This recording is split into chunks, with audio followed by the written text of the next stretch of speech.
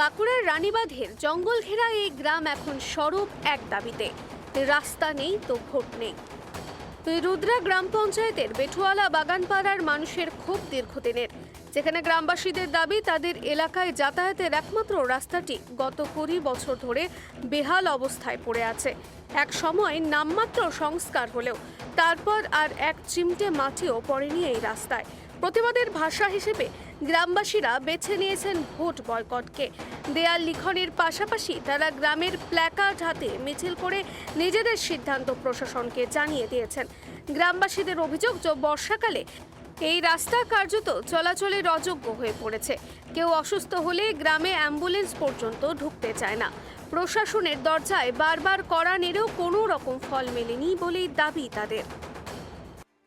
রাস্তাটা খুব খারাপ, বর্ষাকালে মানে হাঁটা চলা খুব অসুবিধা হয়, মানে প্রচন্ড কাদা হয়, সেই কারণে আমরা ভোট বয়কট করি। কতটা অসুবিধা? অনেকটা অসুবিধা, মানে হেঁটে আমাদের সেই জুতো পায়ে হাঁটা যায় না, মানে আমরা সেই মেন রাস্তা বেরোতে গেলে জুতো হাতে নিতে হবে, তবে আমরা হাঁটতে পারি, নাহলে হাঁটতে পারি।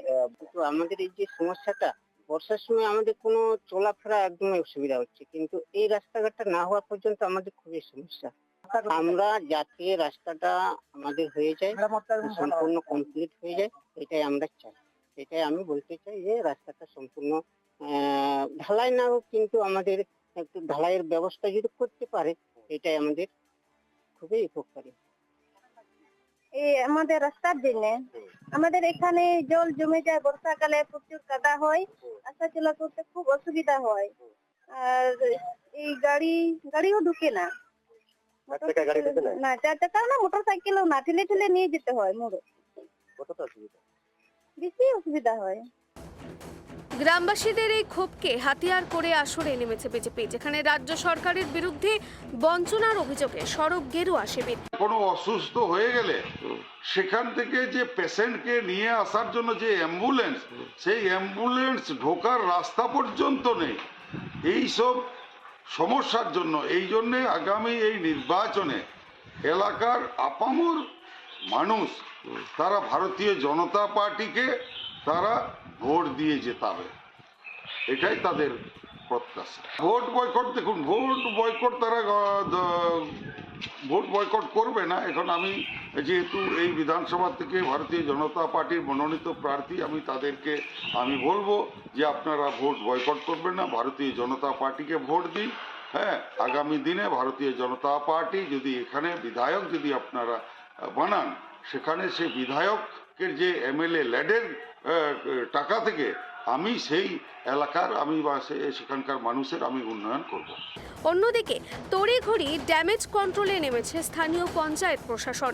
দেখুন, আমার রুদ্রা পঞ্চায়েতে কাজ বলতে অনেক কাজই হচ্ছে, না হওয়ার নয়, কিন্তু মানে আমাদের যেভাবে টাকা এলোমেন্ট আসে, হ্যাঁ, সেই প্রেক্ষিতে আমরা কিছু কিছু রাস্তা এখনো হয়নি, তো সেই রাস্তাগুলো অবশ্যই করার প্রয়োজন হচ্ছে, সেদিকে আমি নজর দিচ্ছি যাতে ওইগুলো হোক। হ্যাঁ, তো ওরা যে বলছে ভোট বয়কটের ব্যাপারে, বয়কট কিন্তু করলে কিন্তু কোনো সমাধান সূত্র নয়। হ্যাঁ, যাতে ভোট দিক জনগণ, সেটা আমি ওদেরকে বলছি, সেদিকে আমি যাতে করে ওই রাস্তাটা হোক সেদিকেও আমি নজর রাখছি। হ্যাঁ, এই ভোটের পরবর্তী আমি ওই রাস্তাগুলো করে দেবো। এখন দেখার বিষয় প্রশাসনের আশ্বাসে বেঠুয়ালা বাগানপাড়ার মানুষ তাদের সিদ্ধান্ত বদল করেন, নাকি ভোটের দিন ব্যালট বক্সে নিজেদের ক্ষোভের প্রতিফলন ঘটান। বাঁকুড়া থেকে সিধু মান্ডির রিপোর্ট, কেটিভি বাংলা।